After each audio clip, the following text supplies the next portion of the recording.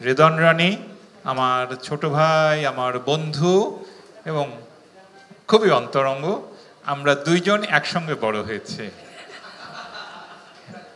আমরা মোস্তফা সরোয়ার ফারুকী যখন এখানে 51 করতেন, 69 করতেন, তখন ডিওএইচএসে একটা বাসা নিয়ে, যেটা আপনার 51 দেখতেন, 51 নম্বর বাড়ি, ওই বাড়িতে আমরা যারা একসঙ্গে বড় হয়েছি, রেদন রনি তাদের একজন। যদিও রনিকে আমি সবসময় মনে করিয়ে দিই, রনি ওই সময় তুমি কিন্তু আমার সঙ্গে কথা বলার সাহস পেতে না, কারণ আমি যখন যেতাম সরোয়ার ফারুকী আমার সঙ্গে কথা বলতো, ওরা তাকিয়ে দেখতো জানিসুল হক এসছে, কিন্তু ওর কাজ দেখে তো আমি সবসময় মুগ্ধ হয়েছি।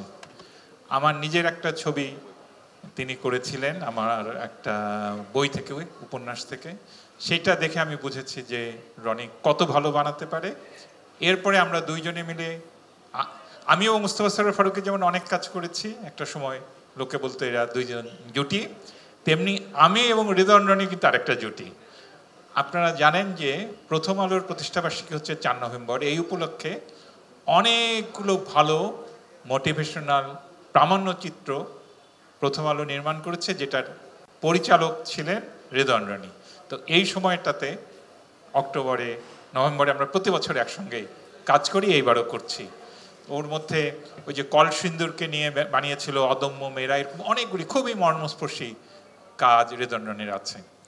এরপরে তো শারিয়ার শাকিল, উনি যেখানেই হাত দেন সেখানেই সোনা ফলে। তো এখন শারিয়ার শাকিল তো তুফান বানিয়ে হইচই ফেলে দিলেন, লিচুরো বাগানে টাকানে অনেক কিছু হয়ে গেল। এইবার রেদওয়ান রনির দম, আমাদের ব্যর্থ হওয়ার কোনো জায়গা নাই, এটা অসম্ভব, এটা সফল হবেই। তো সেই জন্য অনেক দোয়া, অনেক শুভেচ্ছা। গল্পটা ডিফারেন্ট, শুটিং হবে ডিফারেন্ট লোকেশনে, এগুলি কোনো কিছুই আমার বলার ঠিক না।